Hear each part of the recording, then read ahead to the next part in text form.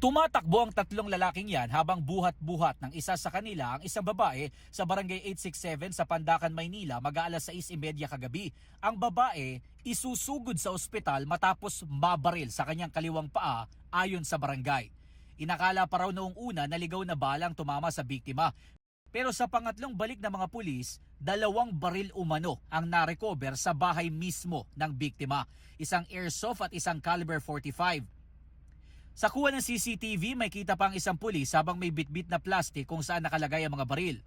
Ayon sa barangay, tinitignan nila kung kamag-anak ng babae ang nakabaril sa kanya. Wala akong idea kung sino eh. Kuya ata or kamag-anak eh.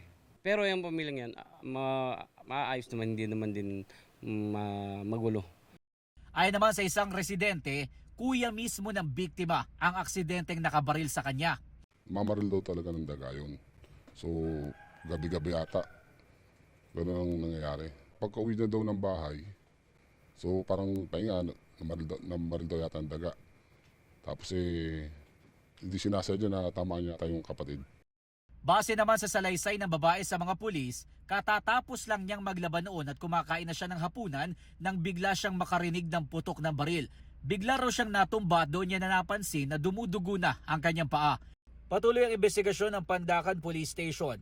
Inaalam din nila kung lisensyado ba ang baril na ginamit ng lalaki. Sa oras na mapatunayan na iligal, posibleng maharap sa patong-patong na reklamo ang lalaki. Sinubukan namin makipag-ugnayan sa pamilya ng biktima pero tumanggi na silang sumagot sa tanong kung sino ang nakabaril sa kanya.